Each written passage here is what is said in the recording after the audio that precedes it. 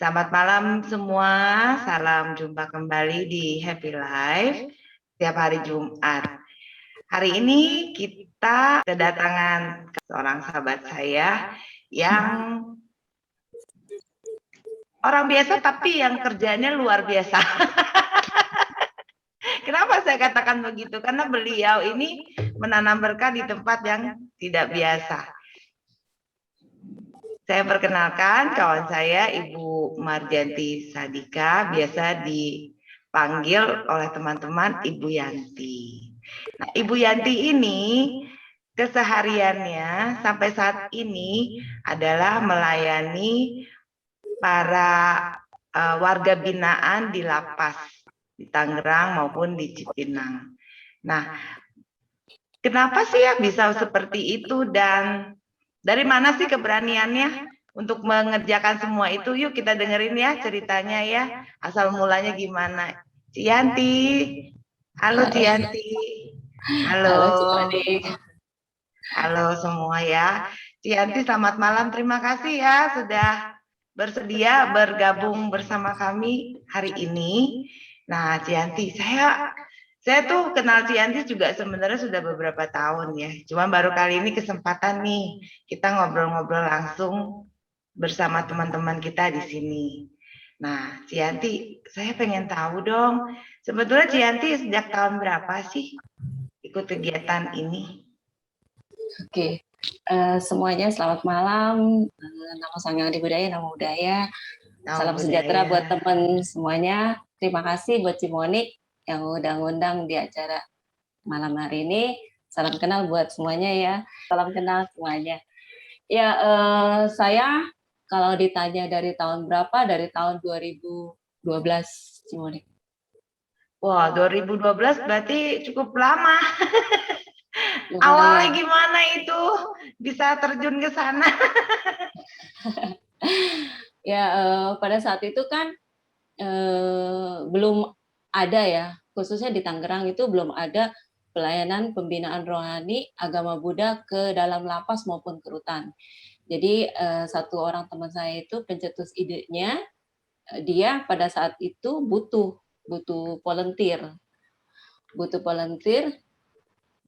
untuk pelayanan pembinaan rohani ke lapas maupun rutan gitu. Saya ibu rumah tangga, saya nggak bekerja, saya sudah nggak bekerja dari tahun 1995.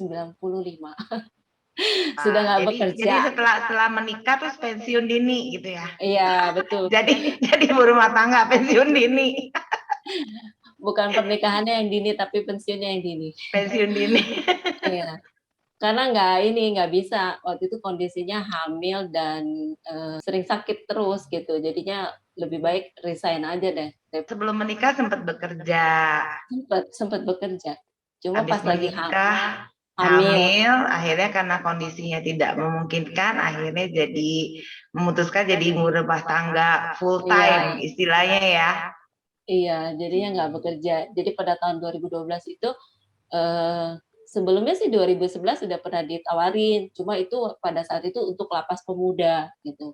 Saya pernah ikut juga di 2011 itu ke lapas pemuda, tapi saya tuh nggak nyaman gitu, ngelihat kondisinya, karena di lapas pemuda Tangerang itu kan bentuk bangunannya tuh lama banget kan, peninggalan zaman dulu gitu kan. Mungkin Jimonik pernah ke sana ya, yang pernah. TL itu kan. Jadi ketika ke sana kayaknya nggak nyaman gitu. Jadi ketika tawaran di situ untuk bantu, saya belum tanggepin. Jadi pas 2012 itu ketika mulai mau pelayanan di lapas wanita, lapas perempuan, jadi saya berminat. Kenapa saya berminat? Karena saya itu boring, nggak ngapa-ngapain gitu. Karena udah pagi ngurusin anak, nganter anak, ngurusin rumah gitu, pulang sampai rumah kena apa ya, rutinitas kerjaan yang sama itu bikin bete gitu kan. Betenya apa? Loh kok gue hidup gini aja gitu, nggak ngapa-ngapain gitu kan. Karena mau bekerja juga udah nggak bisa bekerja kan. Nggak ada lah pada saat itu, nggak ada lowongan kerja gitu kan. Jadi bosen juga gitu kan. Ketemu malam, ketemu pagi, gitu lagi, gitu lagi. Makanya ketika ditawarin untuk jadi volunteer, ya kenapa enggak gitu. Saya pengen hidup saya tuh berarti buat orang banyak. Saya pengen punya sesuatu lah yang bisa saya banggakan untuk diri saya sendiri. Makanya saya komit dari 2012 sampai sekarang saya bantu pelayanan di lapas.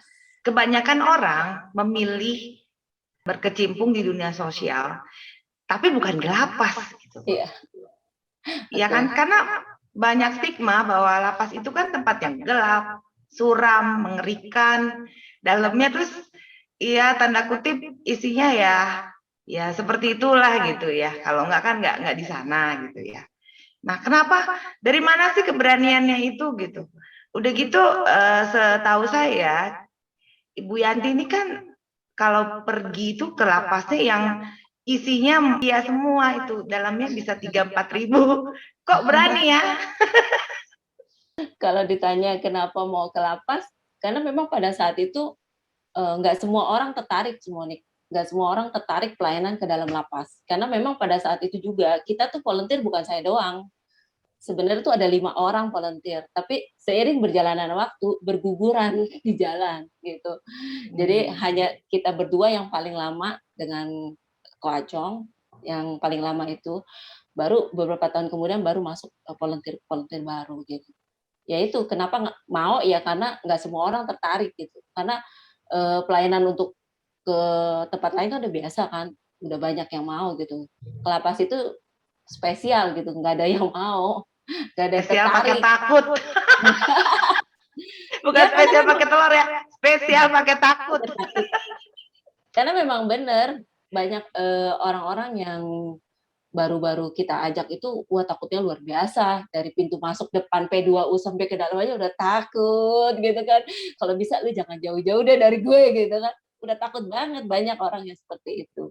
Kalau saya nggak tahu ya, entah kenapa punya keberanian seperti itu. Mungkin karena gini ya, kebetulan rumah saya yang lama itu nggak begitu jauh dari lapas perempuan. Jadi lapas perempuan itu mungkin makanya kemarin waktu pas Cimonik nanya saya sempat mikir ya, apa ya gitu ya. Oh mungkin itu kali ya salah satu faktornya karena lapas perempuan itu tempat saya olahraga depannya. Dulu tuh jalan itu belum sebagus itu gitu. Jalan rayanya belum sebagus lebar. Jadi setiap hari Minggu saya sama mama sama papa itu olahraga. Nggak jauh dari rumah saya tuh cuma jalan kaki ke lapas paling sekitar 5 atau 10 menit gitu. Dulu kita pasti kalau olahraga pagi di depan lapas sampai ya sekitar situlah antara ujung lapas itu sampai yang ke ujung jalan situ. Pulangnya pasti kita makan laksa karena kan di situ ada kuliner laksa kan, makanan khas Tangerang gitu. Mungkin jadi karena jalan-jalan di depan itu terus makan laksa jadi kepengen masuk gitu. Kok bisa nyambung gitu? Karena udah biasa gitu, nggak takut gitu ngeliat bangunannya. Oh, ini kan nanya dulu kan sama mama papa, ini apa ya? Itu penjara perempuan katanya. Oh, ya udah gitu. Oh, berarti Bu Yanti ini asli Tangerang dong ya? Made in Tangerang. Iya. Jadi dari kecil hidupnya juga di lingkungan di sana ya. Nah, ya. Ada nggak sih cerita yang pengalaman di sana yang bikin Yanti merasa terharu atau bahagia? Banyak Cimonik mau nanya yang mana dulu karena kan lapasnya banyak.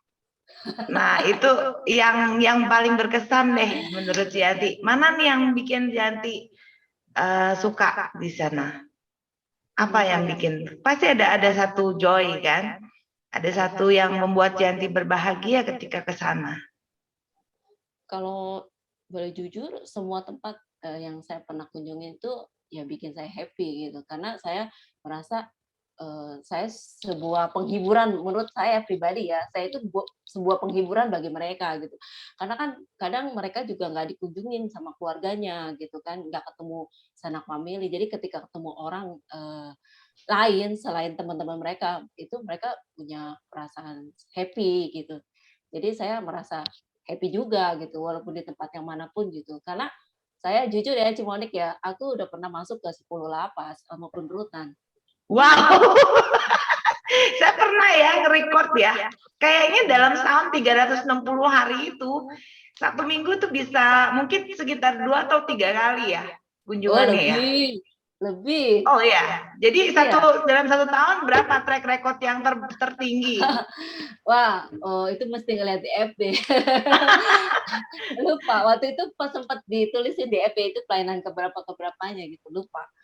Yang pasti, eee, kalau misalnya kayak kemarin, sedikit cerita ya Cimonik ya, karena kan yang saya kunjungin itu, kayak Senen itu ada beberapa lapas yang aktif ya, ada 4. Bahkan kemarin sebelum Covid itu, sebelum pandemi muncul itu udah satu lahan baru bagi saya, yaitu rutan Iya.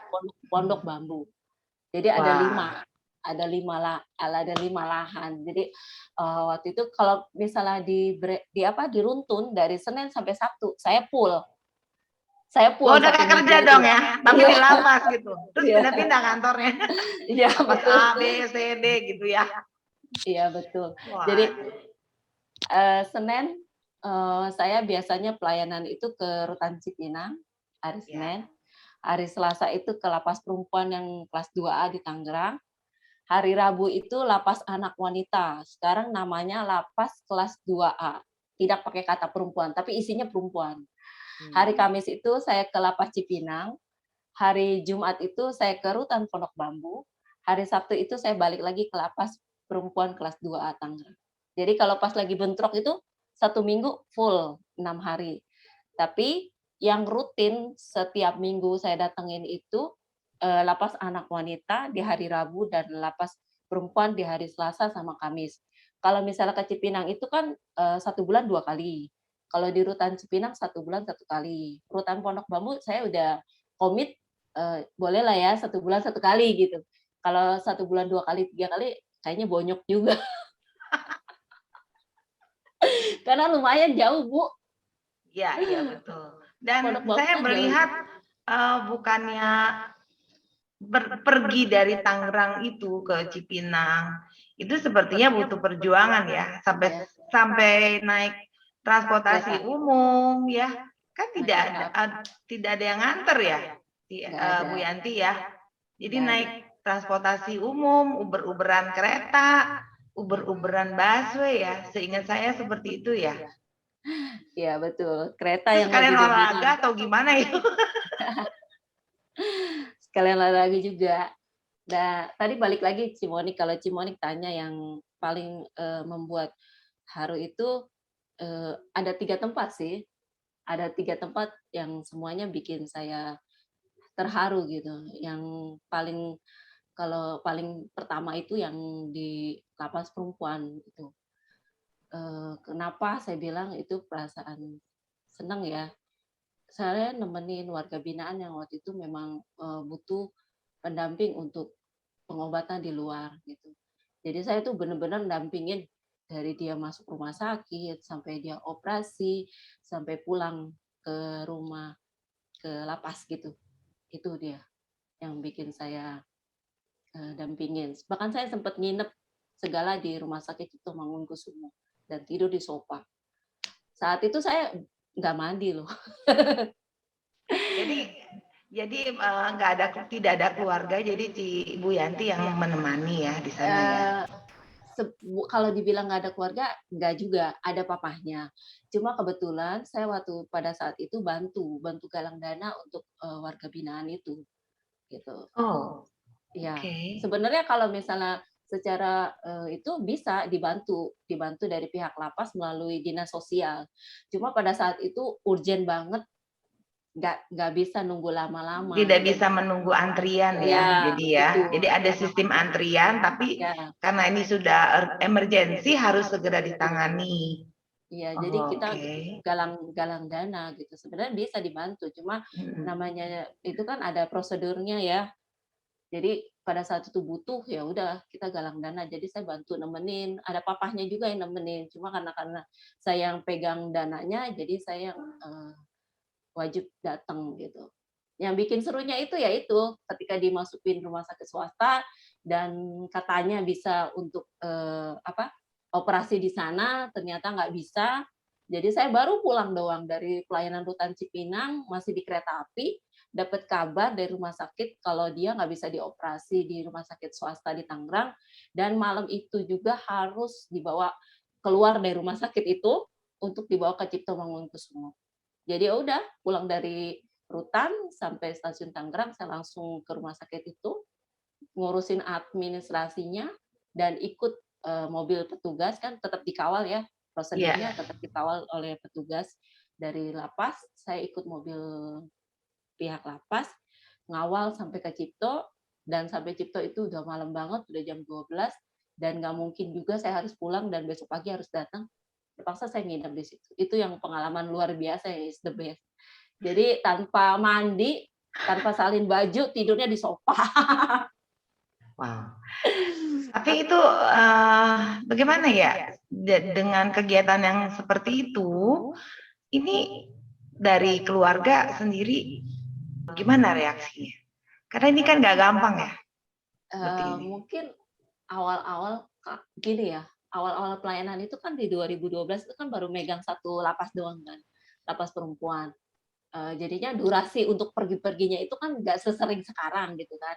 Iya. Jadi cuma waktu pada saat itu kan cuma pelayanan kita kan belum ada wihara, itu kan baru 1 minggu 1 kali. Jadi masih enteng lah, encer lah gitu kan. Kecil.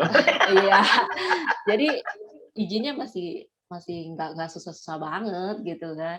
Nah pas 2015 wihara kan jadi tuh pelayanan kita 2012 kita nggak wihara, kita numpang di ruang perpustakaan. Setelah setahun di perpustakaan kita numpang di tempat kayak seperti aula, dan 2015 wihara di lapas perempuan itu yang Cimonik pernah datang itu bagus kan. Nah, itu kami bangun bersama-sama dengan teman-teman melalui galang dana. Jadi sejak 2015 ada wihara, Kalapas minta pelayanan ibadahnya jangan 1 kali seminggu, jadi 2 kali. Sejak itu sayang udah bagus bangunannya ya, nih. Betul. Ya. Jadi Selasa dan Sabtu gitu. Jadi karena beriring apa ya, dengan sendirinya aja gitu. Jadi kan pertama cuma seminggu sekali, lama-lama 2 minggu sekali, dan mulai aktif di Lapas Cipinang itu 2017, Monik. Jadi kan ada 2017, berarti ya cukup lama juga. Sekarang kan sudah ya hampir 5 tahun ya. Iya, 4 tahun ya. Jalan 5. Iya. Jadi pas megang dibantu di Lapas Cipinang kan jadi durasi perginya udah tambah sering kan. Terus bantu juga di Majelis Budayana untuk handle di lapas anak wanita itu gitu kan. Jadi tambah banyak gitu kan. Terus Rutan Cipinang juga ikut-ikutan karena tahu saya pelayanan, kok nggak mau mampir ke tempat mereka gitu loh. Jadi ini ceritanya ibu lapas ini. Iya, saya di-request tuh nggak mampir gitu kan, mampir dong gitu kan. Ya, oke, saya mampir tapi saya mampunya hanya seminggu 1 kali karena kan lumayan jauh kan. Ya udah, jadi mungkin orang rumah juga udah bosen. Udah bosen. Udah bosan.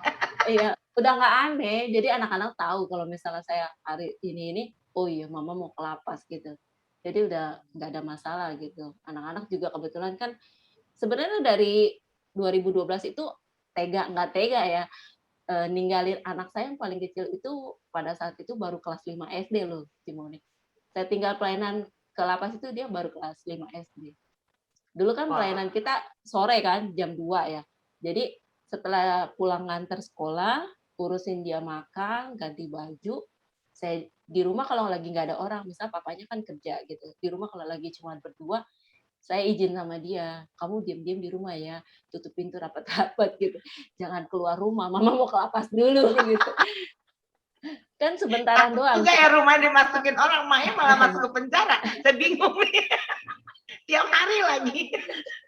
Begitu penjaranya lain-lain lagi. Iya. Saya bilang, tapi untung anak saya baik hati dan tahu pengertian, jadi dia diam-diam aja di rumah. Kata saya, tenang aja kan mama cuma sebentar, paling lama 2 jam, gitu kan nanti papa pulang. Gitu. Berarti dukungan dari anak-anak, keluarga itu juga sampai bisa membuat seperti ini ya, betul-betul satu berkah tersendiri ya. Nah, ya. Ini kan berarti kebahagiaan itu didapat ketika Cimar pergi ke sana untuk berbagi kasih kepada mereka. Nah, sebenarnya apa sih yang diperlukan oleh para warga binaan di sana dengan pengalamannya Bu Yanti selama ini? Mereka di dalam juga dapat makan sih, namanya nasi cadong. Cuma kan namanya orang kayak kita lah gitu kan. Kalau menunya itu aja juga boring kali ya gitu. Iya. Walaupun menunya banyak gitu, tapi kan kadang-kadang sekali-sekali boleh dong makan enak gitu. Kayak kita aja di luar. Jadi, kalau saya ke sana ya saya seringnya ya beliin makanan, bikinin paket sabun mandi, perlengkapan gitu kayak handuk sekali-sekali lah ya. Kalau yang sering sampo, odol, sabun, sikat gigi gitu, deterjen gitu. Jadi bagi yang teman-teman, bagi yang ingin berbagi kasih sedikit untuk teman-teman kita yang di sana, ya boleh melalui Ibu Yanti untuk dibantu disalurkan ke sana, ya. Ini seperti itu ya Bu ya. Kemarin kayaknya ada nyumbang apa ya? Saya perhatikan masker juga ya. Selama Ya, pandemi ini masker. gimana? Ya, masker.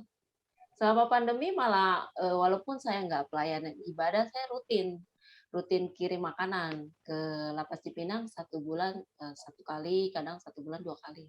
Lebih banyak sih 1 bulan sekali. Baru kemarin saya dari sana, hari Selasa kemarin saya beliin paket Hokkaido bento. Kebetulan teman-teman saya apa ya, karena kita bergaul itu, jadi banyak teman-teman yang support lah gitu kan. Jadi dapat donasi lumayan, jadi saya bisa beliin paket Hokkaido bento buat teman-teman di Lapas Cipinang. Dan berapa bulan yang lalu juga saya sempat bikin paket peralatan sabun mandi untuk teman-teman yang di Lapas Cipinang. Seperti itu ya. Masker juga suka dikirimin, vitamin gitu. Tergantung donasinya aja. Kalau misalnya donasinya banyak, ya kita bisa kirimin yang lebih banyak lagi. Indomie rutin. Cimonik kemarin kirim 10 dus Indomie. Karena mereka itu yang gampang ya. Setelah mereka keluar dari lapas ya, kelihatannya masih terus berteman ya, ada dibina lagi. Nah itu bagaimana sih bisa sampai begitu? Padahal ya, kalau mendengar kata orang yang pernah masuk penjara, kita kan takut loh.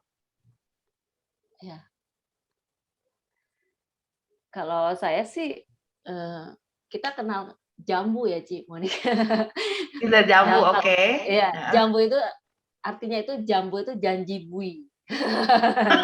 Apa tuh? Coba menarik ini janji bui. Iya, Oke. maksudnya janji yang diucapkan ketika orang itu di dalam bui, dalam lapas Iya, gitu kan. iya. Jadi kalau kadang-kadang kan karena saya udah lama banget ya, berarti kan udah banyak banget orang-orang yang udah keluar lapas gitu kan. Jadi ketika masih di dalam gitu kan, biasa janji-janji gitu. Tapi kalau saya secara pribadi itu nggak masalah gitu. Kamu keluar dari lapas masih kenal saya, is okay. Nggak kenal saya juga oke gitu. Karena saya memang benar-benar tulus gitu kan. Pelayanan ke sana memang benar tulus, nggak ada apapun gitu kan. Jadi ketika di dalam, Cianti, ntar ya kalau misalnya udah keluar kita jalan bareng ya, kita ketemu ya gitu kan. Nanti aku ikut pelayanan ya. Ya, saya sih ya iyain aja. Jadi itu ketika mereka berjanji kepada Bu Yanti, dan mereka setelah bebas, mereka melaksanakan itu, akhirnya itu yang terjadi ya. Iya, maksudnya ada yang melaksanakan dan ada yang nggak melaksanakan. Jadi kita nyebutnya jambu, janjinya cuma dibui doang. Ada sih, ada beberapa orang yang masih ikut, ada gitu. Tapi kan ada juga yang ya namanya udah keluar kan mungkin udah punya kesibukan masing-masing ya, nggak bisa nuntut juga gitu kan. Ya nggak apa-apa sih, bisa oke, nggak masalah. Yang penting setelah dibina keluar bisa kembali ke jalan yang benar, mungkin itu satu kebahagiaan ya. Iya, jangan ketemu di dalam lagi, maksudnya Cimonik. Pernah nggak begitu? Dia lagi gitu. Selama ini sih belum ya Cimonik. Ya bersyukur deh, jangan 4L, lu lagi. Oh iya. Nah, pesannya apa sih Bu Yanti untuk teman-teman kita yang sampai hari ini mungkin masih ada merasa bergaul dengan mereka itu bukan sesuatu yang baik lah istilahnya ya. Ada pesan nggak sih untuk teman-teman kita ini? Kalau menurut saya pribadi ya Cimanik ya, banyak orang-orang yang karena suatu dan lain hal menyebabkan mereka harus di dalam gitu kan. Ya apa ya sebutnya ya, nggak perlu ditakutkan gitu, nggak perlu dikhawatirkan. Yang penting kita tetap waspada gitu, kita tetap hati-hati aja gitu. Ya kalau misalnya saya takut terus, kapan saya berbuat baiknya ya? Kalau selalu takut, takut, takut dan takut gitu, pikir saya pribadi gitu. Saya pikir ya selama niat saya baik, tujuannya saya baik, masa sih nggak ada alam semesta yang mendukung saya, yang ngelindungin saya. Saya pikir gitu. Yang penting saya tetap mawas diri dan tetap hati-hati aja gitu. Gitu aja sih kalau saya sih pribadinya. Karena mereka yang di dalam sana itu butuh banget, butuh apa ya? Butuh perhatian lah. Perhatian dari kita yang di luar gitu. Karena kebanyakan juga kan nggak dikunjungin keluarganya gitu kan. Saudara-saudaranya gitu. Butuh teman, teman curhat gitu kan. Butuh itulah, butuh apa? Perhatian juga gitu dari kita yang di luar. Oh ya, Cimorik, kalau satu lagi cerita ya, yang karena Cimorik bilang yang paling berkesan kan aku bilang ada itu kan. Yang paling nyediin sih, kalau menurut saya pribadi ya, ya itu sih hak semua orang. Karena kalau misalnya posisi itu terjadi, oh iya, saya sering mengandaikan kalau posisi itu terjadi sama saya, gimana perasaan saya. Saya begitu orangnya. Jadi ketika itu di salah satu lapas perempuan, dia minta tolong sama saya. Dia sejak masuk, dia berpisah dengan anaknya. Anaknya masih kecil. Pada saat itu, anaknya baru umur berapa tahun ya? Mungkin masih 5 tahun kali. Jadi sejak dia ditangkap, dia udah benar-benar diputus hubungan dengan suami. Jadi dia nggak pernah ketemu suaminya, nggak ketemu anak-anaknya. Dan dia kangen banget. Dia nangis di Monik. Nangis minta tolong sama saya. Tolong cariin anak saya. Saya usahain, saya cari, saya dikasih alamatnya, saya atur waktu, saya cari, akhirnya nggak ketemu sih, karena nggak ketemu rumahnya, karena saya dikasih taunya di salah satu rumah ibadah gitu. Anaknya tuh biasa sekolah minggu di sini gitu. Jadi saya cari tahu di sekolah minggu itu gitu. Cuma sayangnya nggak berjodoh karena pada saat itu sekolah minggunya lagi libur, lagi jalan-jalan ke waktu itu belum pandemi ya, ini kejadian Oh beberapa iya, tahun yang lalu. iya. Kejadian kurang lebih mungkin tiga tahun yang lalu. Jadi waktu itu ada karya wisata dari sekolah minggu, jadi anak sekolah minggu itu dibawa. Jadi saya nggak ketemu. Tapi saya ketemu dengan pengurus salah satu rumah ibadah itu kan. Jadi saya tanya, benar nggak ada anak yang namanya ini, gini-gini? Ada. Terus saya ceritakan gitu, mamanya kondisinya lagi di dalam. Saya bilang gitu, pengen ketemu banget gitu. Pengen ketemu sama anaknya gitu. Saya ngerasain kalau saya tuh jadi dia tuh gimana rasa rasa kangen kita ya sama anak kita sendiri gitu kan. Jadi terus saya bilang, "Gimana ya?" Dia juga nggak enak. Saya kan dikasih tahu, "Oh rumahnya di sini-sini," gitu. Tapi dia rasanya nggak enak juga gitu. Kalau saya datang langsung juga kayaknya takutnya jadi shock gitu kan. Itu rumah mertuanya gitu kan. Jadi saya cuma disarankan sama, pengurus itu, nanti saya sampaikan aja gitu, titip pesannya saya sampaikan gitu kalau mamahnya cariin anaknya gitu kan. Ya sudah saya minta tolong banget. Tapi sampai detik ini nggak terjadi. Saya cuma bilang ke yang warga binaan itu, saya udah berusaha cari, saya bilang gitu, udah berusaha cari. Tapi ya kembali ya, mungkin karena ada beberapa alasan yang jadinya benar-benar ditutupin gitu, jadi nggak ditemuin, jadi nggak boleh anak itu nggak ketemu mamanya sampai saat ini. Ya Ya. paling nanti kalau udah bebas suruh cari aja sendiri. Kalau nggak salah tahun depan bebas. Semoga terrealisasi. Nah, inilah juga satu pelajaran juga untuk kita semua ya, bahwa ketika kita bertindak tanpa berpikir dan mengakibatkan terjadi sesuatu yang melanggar hukum, akan terjadi resiko seperti ini. Sehingga diharapkan teman-teman jangan ada yang seperti ini ya. Cukup itu hanya pengalaman saja, dan ya memang bagaimanapun juga setiap orang itu tidak pernah luput dari yang namanya kesalahan. Bisa terjadi kekhilafan atau karena keadaan atau apapun itu. Tapi apapun itu, setiap manusia itu masih perlu untuk disayang, butuh perhatian, butuh dicintai, dan butuh juga untuk dimaafkan. Yanti ya. Yes Nah, banget. saya buka untuk teman-teman. Ada yang mau bertanya, silakan ya. Mungkin ada teman-teman yang ingin bertanya sama Bu Yanti, yuk silakan. Ini saya mau tanya jadinya nih ya, karena ada warga negara asing di dalam lapas di Indonesia. Nah, bagaimana cara Ibu Marjanti berkomunikasi kalau berbeda bahasa, lalu pelayanan di dalam? Bagaimana cara Yanti berkomunikasi dengan mereka? Kita pakai translator. Jadi misalnya kayak di lapas perempuan kelas 2A Tangerang itu kan mayoritas kan orang Cungpo kan. Beberapa orang lah gitu campur warga negaranya yang dari Cungpo itu, warga binaannya. Jadi ada teman. Jadi teman yang warga binaan itu yang bantu jadi translator. Translator ke dalam bahasa Cungpo. Bisa gitu. Tapi kalau yang bahasa Thailand Mandarin ya. Ya. Kalau yang Thailand dia dikit-dikit ngerti. Besok mau ke imigrasi, ada warga negara Cungpo yang kebetulan besok pulang dan dia masih ingat saya, jadi dia minta tolong saya bantu di imigrasi. Padahal saya juga bingung nanti kalau dia ngomong. Tapi dia udah lama sih, udah lama di dalam lapas itu udah cukup lama, jadi udah sedikit-sedikit udah ngerti bahasa Indonesia. Jadi dia minta tolong banget sama saya besok bantuin di imigrasi. Biasanya kan itu harus sebelum dideportasi ke negaranya, karena mereka udah kelamaan di lapas kan semua surat-suratnya udah expire. Jadi kan harus ngurus dulu ke kedubesnya. Jadi betul-betul melayani ini bukan hanya di dalam ya, sampai untuk kepulangan apa semua itu juga jadi all in ya. Kalau misalnya masih bisa ya kenapa enggak? Kebetulan besok bisa. Cuma saya bilang besok setelah saya pelayanan dari lapas anak wanita ya, jadi saya baru ke imigrasinya. Jadi kita ketemuannya di imigrasi aja.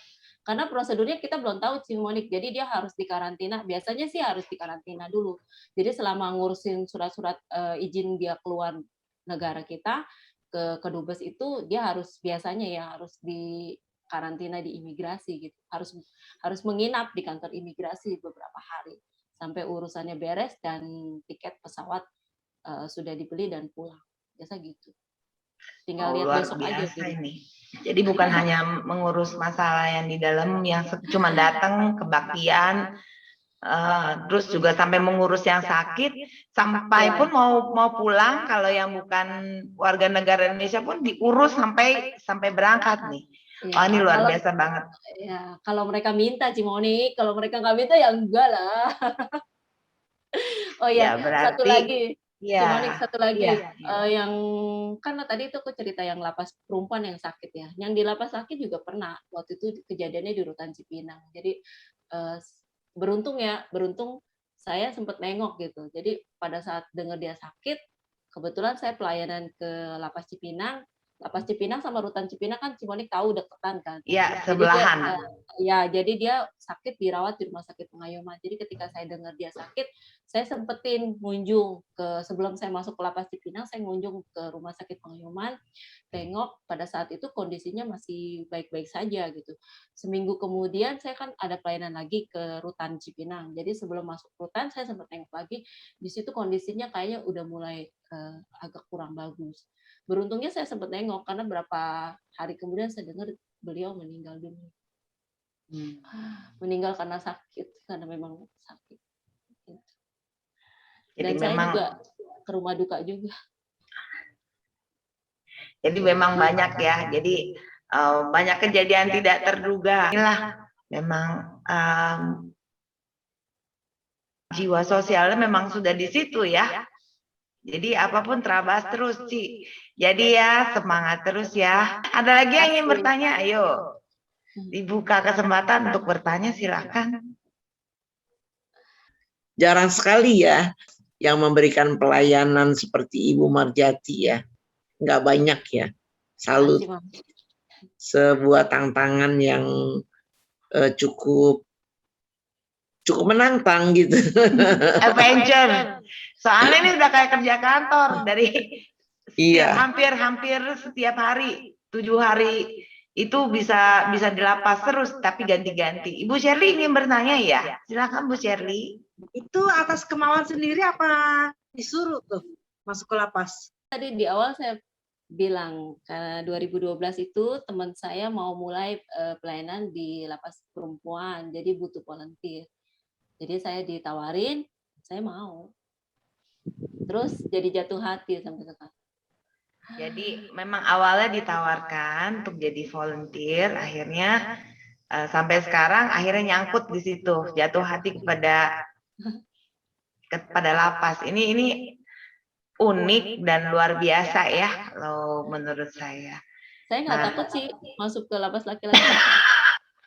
Sampai sekarang masih ya? Masih, Sampai cuma ini sekarang pandemi. masih Masih, tapi bukan pelayanan, hanya sekedar ngantar makanan aja. Sekarang Pasti sedang pandemi ya, mungkin ya, belum boleh ya. Belum boleh ya. Hanya boleh ngantar makanan aja ya, sepertinya ya. Iya. Kegiatan Iya, lain belum bisa dilaksanakan. Iya. Karena memang pandemi, memang gerakan kita memang lebih terbatas mungkin, bahkan untuk berbuat baik. Lapas Cikarang saya pernah masuk, Lapas Cikarang, Lapas Karawang, Lapas Tangerang Tama, Tangerang Baru, Rutan Cipinang, Lapas Cipinang, Rutan Pondok Bambu, Rutan Salemba, terus Lapas Cilegon. Buset, Lapas Anak jauh Wanita. amat wisata lapas, kunjungan. Mau pelayanan, cuma kita lagi ngelobi pelayanan, lagi ketemu petugas dan kita deal untuk di bulan Maret 2020. Ternyata kan pandemi. Jadi belum beruntung ya. Ada sahabatnya Ibu Marjanti nggak waktu korban kebakaran lapas itu? Yang di lapas Tangerang Baru nggak ada. Untung nggak ada korbannya. Kalau ada korbannya sedih juga kan kita.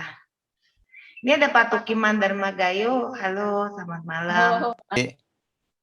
Simone di Jetya Sasana Murita Marjanti saat cukup banyak memberikan nama baik lah, bawa nama baik Jetya. Jadi di Cimone berangkatnya sampai sekarang masih aktif juga gitu. Terima kasih Bu Marjanti. Sama-sama, Pak De. Nah, satu lagi Bu Marjanti sampai sekarang adalah Ketua Wanita Buddhis Indonesia wilayah Tangerang ya. Nah, Ibu Marjanti ini selain aktif di Wanita Buddhis Indonesia, beliau ini juga membina untuk para wanita belajar menjahit ya. Ya, tapi ada gurunya yang ngajar gitu. bukan saya yang ngajar, ada gurunya. Jadi yang bagi mau belajar jahit menjahit boleh hubungi Ibu Marjanti. Selain itu dia juga baru-baru ini mendapat penghargaan loh dari Evo Pasiko Foundation. Selamat ya. Itu ngomong-ngomong penghargaan tentang apa tuh Bu? Ya Mama Handaka ngelihat saya perjuangannya ke lapas gitu, melayani, jadi abdi kasih gitu, melayani. Wah. Cinta kasih tanpa pilih kasih. Iya. Betul sekali. Memang cinta kasih tanpa pilih kasih ini adalah satu kata yang kelihatannya mudah diucapkan tetapi sulit dilaksanakan. Karena ketika kita mau berbuat baik, kita sering pilih-pilih mana yang kita suka dan mana yang kita tidak suka. Nah, Ibu Marjanti termasuk orang yang tidak pilih-pilih. Betul-betul ketika kita sedang berbuat baik, kita tidak boleh pilih kasih. Maksudnya kita nggak boleh menjudge gitu, nggak boleh menghakimi. Tidak ada orang yang mau salah jalan, tapi kalau sudah ya, apa boleh buat. Mudah-mudahan bisa kembali ke jalan yang benar. Kita berdoa untuk semua teman-teman kita yang di sana, supaya bisa keluar, kembali ke masyarakat, menjadi orang yang lebih baik dari kemarin. Termasuk diri kita, mungkin kita akan bisa jadi lebih baik, sebagai pribadi yang lebih baik untuk di hari yang mendatang. Terima kasih semuanya. Ya, terima kasih semuanya. Selamat malam ya. Sampai jumpa lagi. Ya, bye-bye. Terima kasih buat semuanya ya. Buat saya nggak bisa sebutin satu-satu. Terima kasih untuk Ibu Bapak semuanya.